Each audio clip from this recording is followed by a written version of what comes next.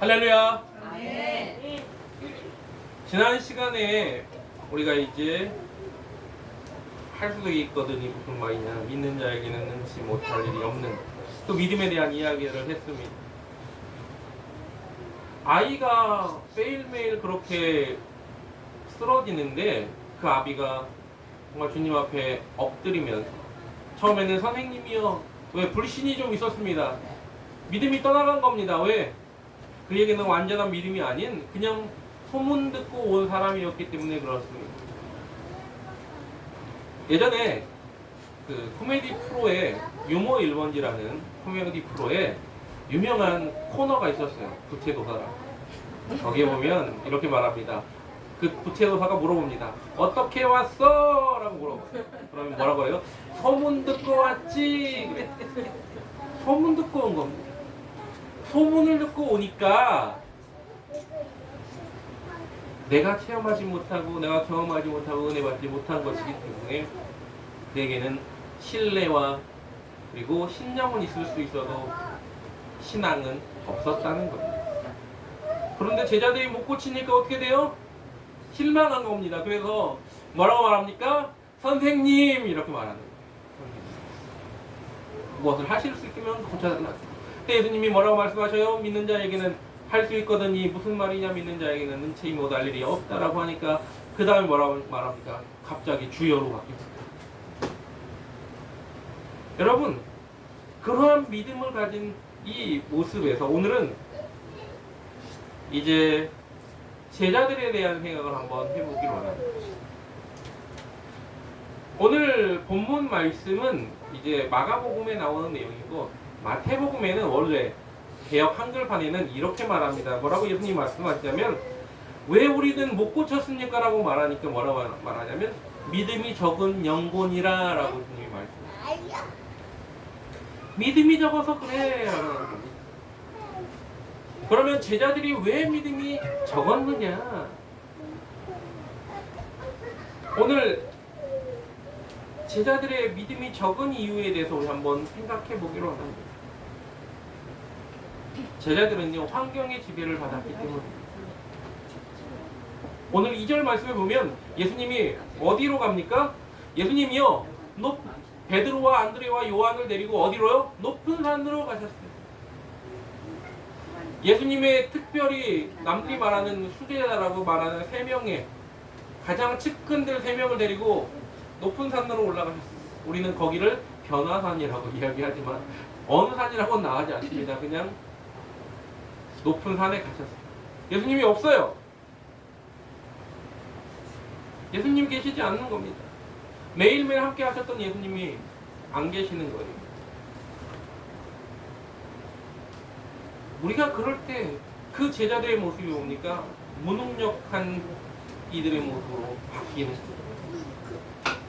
때때로 내 집에서는 이런 말 있지 않습니까? 똥개도 제 집 앞에서는 먹고 들어간다고.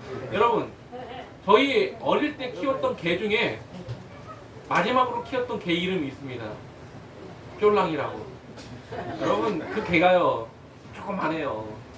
조그만한데 어찌나 짖는지, 우리 집에서 어찌나 짖는지 우리 친구들이 저희 집에 오기를 두려워했습니다. 근데 얼마나 웃긴 줄 아십니까? 이 개가 밖에 나갔다 오면 맨날 맞고 와요. 다른 데서는 다른 개 물려오고, 다른 개가 쳐가지고 다리 쩔뚝쩔뚝거리고 오고, 또 집에서는 그렇게 짖으면서 다른 사람들한테 그랬죠. 그 사람한테 밖에서는요, 아무 소리도 없어요. 얼마나 불쌍했는지 모릅니다. 근데 집에만 오면 기세가 등등한 거예요. 우리 집이다. 때때로 그런 사람이 있습니다. 사람들 중에도 밖에서는 아무 말도 못하다가 집에서만 막 대장 노릇하는 사람들이 있죠. 뭔가 든든한가 보죠.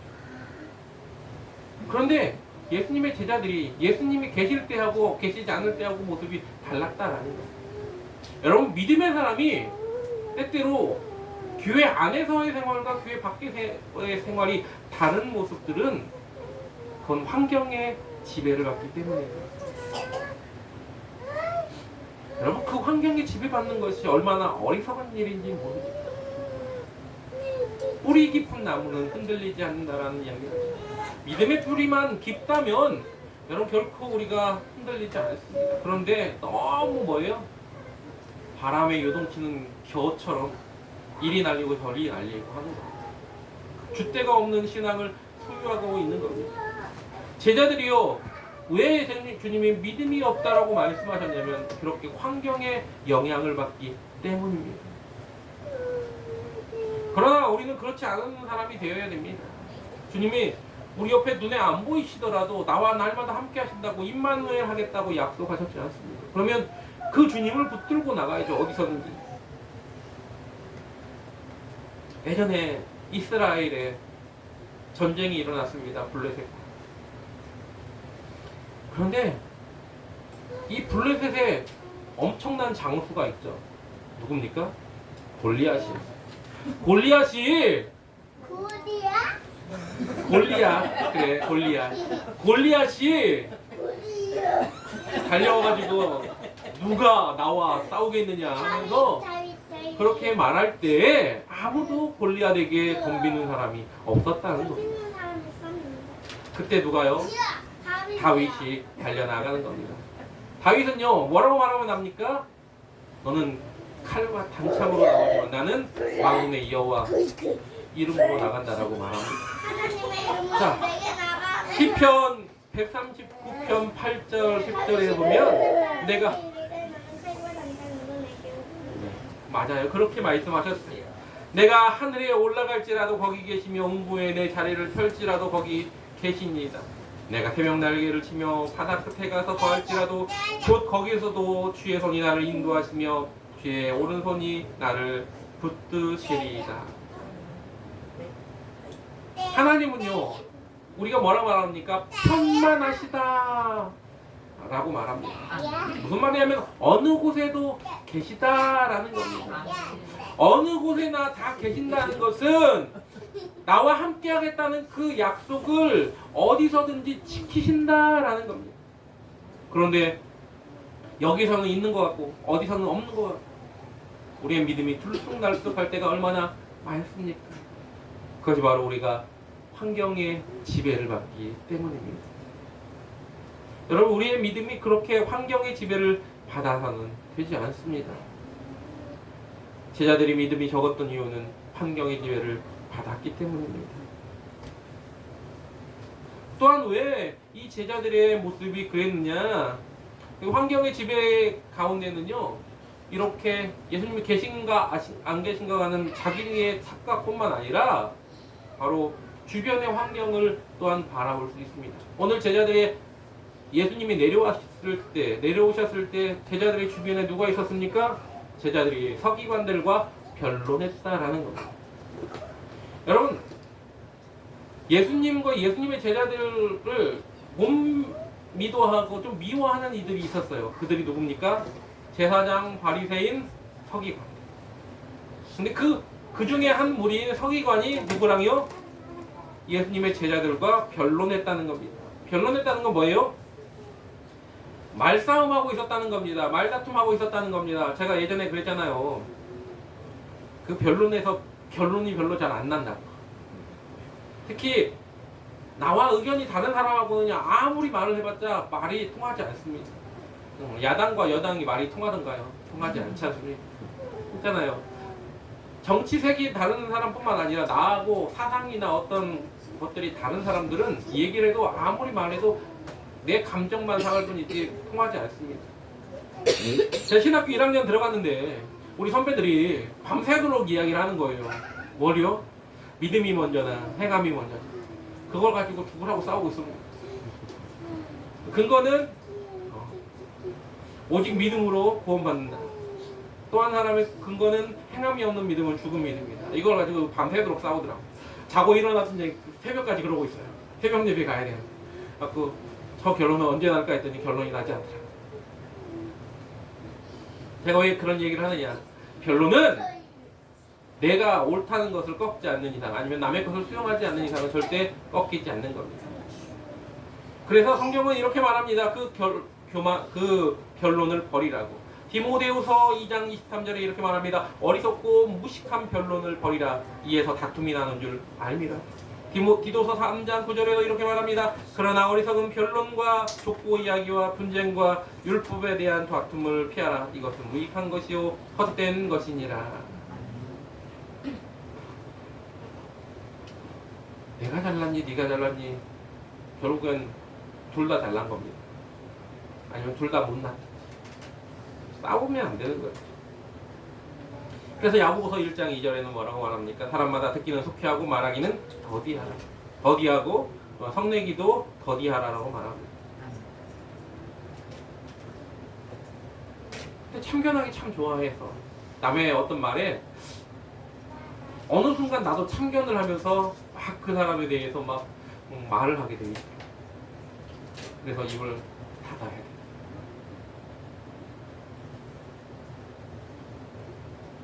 또한 그러다 보니까 제자들이 뭐예요? 그 서기관들과 변론하는 모습이 왜 일어난 겁니까? 못 고친 거니까. 못 고쳤으니까 서로 또 말하게 되는 거죠. 야, 니네 왜 못 고쳐? 예수님 제자인데 이렇겠죠.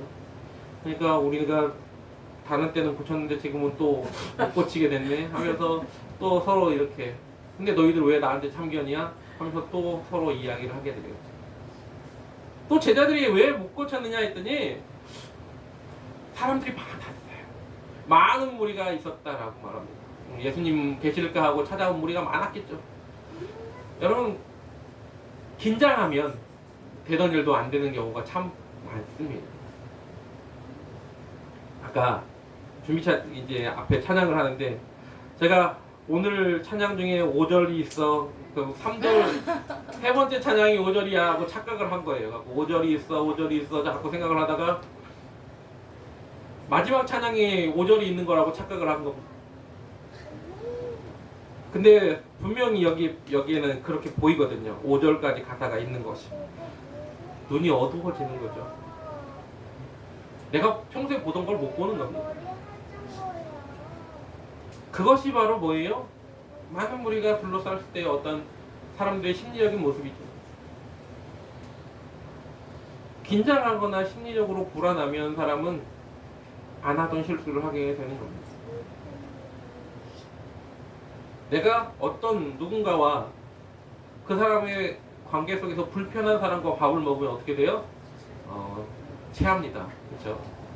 제가 처음 사역지에서 딱 23살 때 이제 군대 막 제대하고 한 교회를 갔는데 거기 목사님이 한 2달에 한 번씩 정도는 이제 외국에 집회를 가셨어요. 외국에 집회를 가셨는데 그때마다 누가 설교를 대신 하시냐면 다른 파견 나오신 어떤 목사님이 이제 설교를 하시는데 점심 때 밥을 먹는데 남자 교역자가 저밖에 없어가지고 같이 이렇게 두 분이 이렇게 마주보고 밥을 먹는 거예요. 이제 막 신학교 그때 제가 2학년이었는데 신학교 2학년 학대하고 목회를 한 20년 하신 목사님하고 같이 앉아서 밥을 먹는데 너무나 어려운 거예요. 같이 밥 먹는 날은 꼭 체했어요. 지금이야 그렇지 않겠지만 그만큼 긴장을 하는 거죠. 제자들이 그렇게 많은 이들에게 둘러싸이니까 제자들은 참 겁도 많아요. 예수님 없으면 매일매일 예수님한테 하소연하고 그랬습니다. 예수님이 없는데 갑자기 풍랑이 만나니까 막 다들 막 죽으려고 하잖아요. 또 예수님이 함께 계심에도 불구하고 풍랑이 불어오고 막 배가 뒤집히려고 하니까 막 예수님을 깨우면서 예수님이 우리 죽게 생겼어요 막 그러지 않습니까? 제자들은 담대하지는 못했던 것 같습니다. 성령이 임하시기 전까지의 제자들의 모습은 겁쟁이였고 담대하지 못한 모습이었어요. 근데 많은 무리가 갑자기 둘러싸면 더 그랬을 겁니다. 많은 무리가 구경을 하고 있는데 고치려고 해보세요. 그러니까 실수하면 어떡하지? 안 되면 어떡하지? 여러 가지 생각이 있었을 겁니다. 그들은 그러한 믿음조차 없었다는 겁니다. 그것이 바로 그들이 환경의 지배를 받고 환경의 영향을 받는 사람들이었다는 겁니다. 제가 말씀드리지만 믿음의 사람은 환경의 주변 환경의 영향을 받으면 되지 않습니다. 그러면 굳건한 믿음을 지킬 수 없습니다. 모두가 반대라고 아니라고 말할 때 예라고 당당하게 말할 수 없다는 겁니다. 환경의 지배를 받으면. 환경의 지배를 받으면 모두가 다 같은 술자리에 갔는데 나만 믿는다고 술잔을 거꾸로 덮을 수 없다는 겁니다. 환경의 지배를 받게 되면 내가 어떤 상황 속에서 신앙을 지켜야 하는 상황 속에서 신앙을 못 지킬 경우가 참으로 많다는 겁니다. 왜? 믿음이 적은 겁니다. 환경에 영향을 받는다는 건 그런 겁니다. 그런 많은 사람의 우리가 그를 둘러싸도 담대했던 사람이 구약 성경에 몇 사람 있겠지만 한 사람이 있습니다. 갈멜산에서의 엘리야브. 엘리야도 참 겁쟁이였어요. 이세벨이 죽인다고 하니까 바로 도망가고 막 그랬지만 또 어떻게 보면 성령께서 그를 이끄시니까 얼마나 담대했는지 모릅니다. 850대 1을 맞짱 떠서 이긴 사람은 엘리야예요. 그 수많은 무리가 다 모여가지고 그를 바라보면서도 그는 담대하게 선포를 합니다. 열왕기상 18장 19절에 이렇게 바로 앞에서, 바로가 아니라 아하왕 앞에서 이렇게 말합니다. 그런즉 보내어 온 이스라엘과 이세벨의 상에서 먹는 바알의 선지자 450인과 아세라의 선지자 400인을 갈멜산으로 몰아 내게로 나오게 하소서. 결투 장소를 정하는 거예요. 거기서 만나자. 그리고 거기서 승리합니다. 그게 바로 믿음의 사람의 모습입니다. 환경의 지배를 받지 않는 사람의 모습입니다. 성전 미문에 들어갈 때 구걸하는 그 안진뱅이가 베드로와 요한을 바라보면서 뭐 좀 달라고 할 때 많은 사람들이 왔다 갔다 하는 그 성전 미문에서 베드로와 요한은 뭐라고 말합니까? 응박은 내게 없거니와 내게 있는 것으로 내게 주노니 곧 나사렛 예수 그리스도의 이름으로 걸으라 라고 합니다. 그랬더니 그 안전뱅이가 걷고 뛰고 찬양하지 않습니다. 믿음은 환경의 지배를 받아서는 안 됩니다. 그런데 이때 믿음을 가진 제자들은 믿음이 적었기 때문에 환경의 지배를 받았던 겁니다. 또한 제자들의 믿음이 적었던 이유는 뭐냐? 그들은 아직 주님이 원하시는 믿음의 모습까지 차지하는 믿음이 없는 세대였기 때문입니다. 오늘 본문에 뭐라고 말합니까? 이렇게 말합니다. 믿음이 없는 세대에 언제까지 내가 참으리라고 하죠. 믿음이 없는 세대. 여러분, 우리가 어느샌가 믿음이 없는 세대에 살고 있지는 않는가. 우리가 살아가는 이 세대가 믿음을 볼 수 없는 세대가 되어버리진 않았는가. 마치 교회에서는 정말로 거룩거룩하면서 예배를 드리지만 그것은 말 그대로 속빈 강정처럼 빈 껍데기만 예배를 드리고 있고 실질적으로 그들의 삶 속에는 믿음이 없는 건 아닌가. 교회 다니면서 저럴까?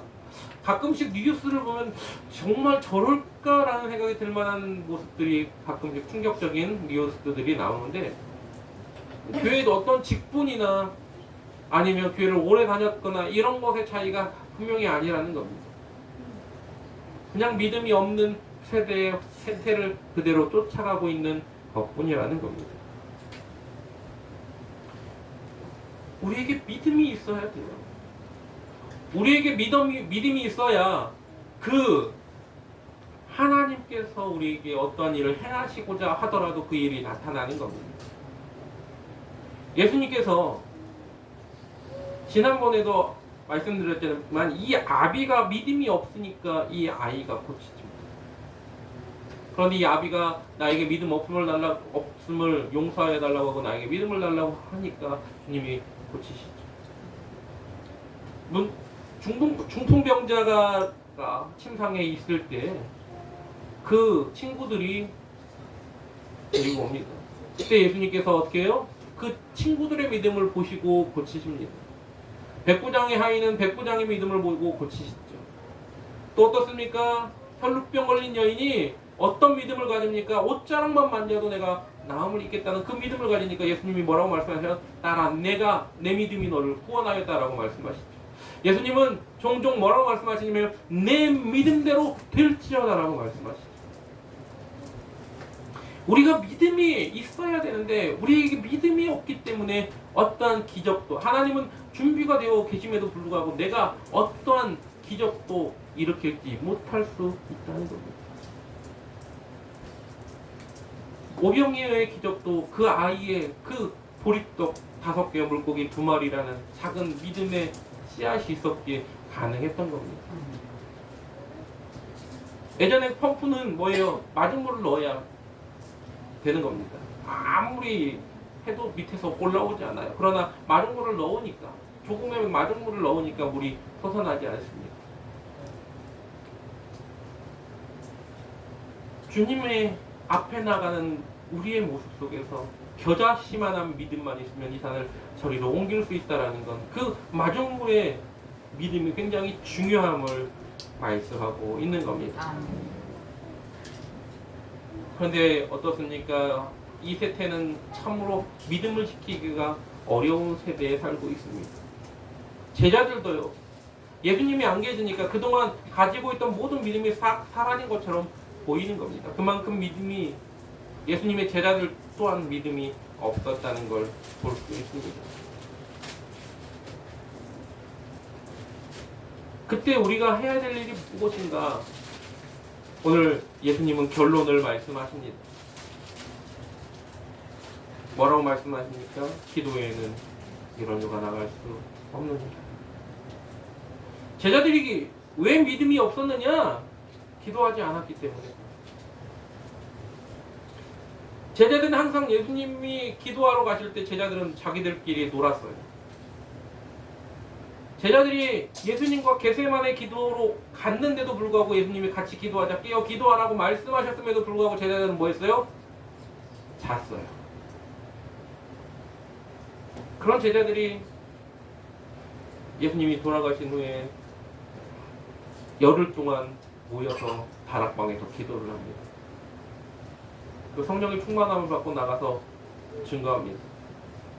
그러면서 사마리아 땅끝까지 복음의 증거자가 되기 위해서 또한 순교자가 되고 그들이 기도할 때마다 놀라운 기적들이 나타나는 일들이 일어납니다. 기도의 능력이 있죠. 믿는 자가 해야 될 일, 우리가 믿음이 없다면 우리가 믿음을 가지기 위해서 주님 앞에 해야 될 일은 기도하는 겁니다. 어떤 목사님들은 그래서 오랫동안 기도하는 것에 대해서 이야기를 많이 하셨죠. 또 어떤 때는 부르짖는 기도에 대한 이야기를 많이 하셨습니다. 오랫동안 기도하는 것도 중요합니다. 또한 부르짖어 기도하는 것도 중요합니다. 아니면 조용히 골방에서 묵상으로 하나님을 만나는 것도 중요합니다.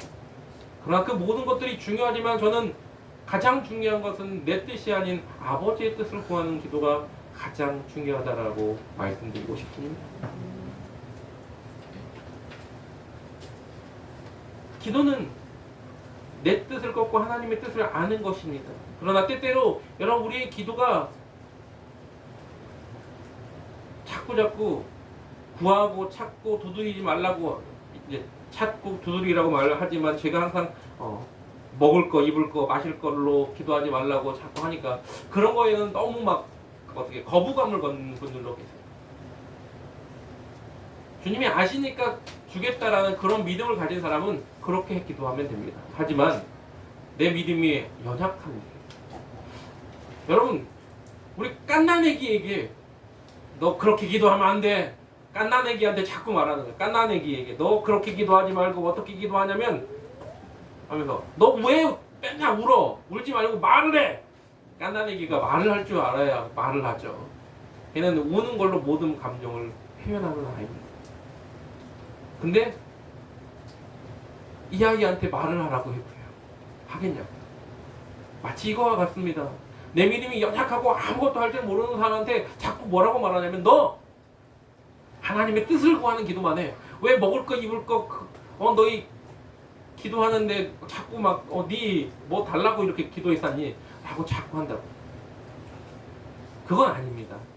제가 말하고자 하는 건 내 믿음의 어떤 궁극적인 모습은 하나님의 뜻을 구하는 것이 분명히 맞지만, 그런다고 해서 믿음이 이제 막 교회를 나온 초신자들에게 자꾸 그렇게 강요해서는 안 되는 거죠. 단계가 있는 겁니다. 이유식을 먹을 때가 있는 거고, 젖을 먹을 때가 있는 거고, 좀 더 단단한 걸 먹을 때가 있는 거고, 그렇게 먹을 때가 있는 거지 처음부터 쌩살을 씹어갖고 먹이려고 하면 안 된다는 거죠. 기도도 마찬가지입니다. 우리 어린아이 같이 기도할 수도 있습니다. 땡깡을 넣을 수도 있습니다. 안 되면 막 울면서 막 시장바닥에 뒤로 넘어져가지고 그럴 수도 있습니다. 우리의 기도가. 그러나 우리의 믿음의 기도가 점점 내가 성숙해질수록 성숙해지는 믿음으로 따라가야 될 필요는 있는 겁니다. 그래서 제가 자꾸 얘기하는 겁니다. 하나님의 뜻을 구하는 기도를 해야 됩니다. 내 뜻을 꺾고 하나님의 뜻을 구하는 기도를 해야 됩니다. 라고 말씀드리는 거예요. 분명은 그러나 중요한 건 믿음이 적은 자들은 기도하지 않는다는 거예요. 믿음이 적음을 놓고 하나님, 나의 믿음이 적습니다. 내가 연약합니다. 내가 부족합니다. 하나님밖에 할 수 없습니다. 그러니 도와달라고 간구해야 된다는 걸 잊지 마시기 바랍니다. 그것이 바로 우리의 문제를 해결하는 기도의 놀라운 능력임을 잊지 마시기 바랍니다. 지난주부터 우리가 이 믿음에 대한 이야기를 하면서 때때로 제자들은 예수님을 알던 사람 아닙니까? 예수님을 알면서도 또 예수님을 오랫동안 쫓아다녔으면서도 불구하고 믿음이 없는 자가 되지 마시라는 겁니다. 우리가 교회를 오랫동안 다니고 또한 몇 년 동안 또 내가 어떻게 신앙생활을 해왔는데, 그럼에도 불구하고 우리가 내가 교회에서 직분이 무엇인데 그럼에도 불구하고 내가 예수님의 제자들처럼 상황에 따라 환경의 지배를 받으며 믿음이 없는 자가 되어버리고, 또한 아예 내 믿음 자체는 겉만 멀찌 번드르르 하고, 다른 사람 봤을 때는 정말로 정말 저 사람은 믿음이 있는 사람처럼 보이는데 실상은 그러지 못한 자는 아니었는가 뒤돌아봐야 돼. 마지막으로 내게 믿음 없음이 기도하지 않아서가 아닌가, 하나님의 뜻이 온전하게 무엇으로 이루어지는지를 깨닫지 못하는 자는 아니었는가. 나 자신을 뒤돌아보는 저와 여러분 되기를 주님의 이름으로 부탁을 드립니다. 아멘. 우리 주님이 오시는 그날까지 우리는 그렇게 가야 하잖아요. 십자가를 짊어지고 그 길을 가야 됩니다. 순교자의 삶을 살면서 그 길을 가야 됩니다. 좁은 길로 가라고 말씀하셨고, 그 좁은 길 끝에 우리 주님이 분명히 두 팔 벌려 우리를 맞아주실 귀한 길, 처소를 예비하고 계시는 그 길까지 낙오하지 않고 넘어지지 않고 믿음을 굳게 지켜 끝까지 걸어가는 저와 여러분 되시길 주님의 이름으로 간절하게 부탁을 드립니다. 찬양합니다. 주님 다시 오실 때까지.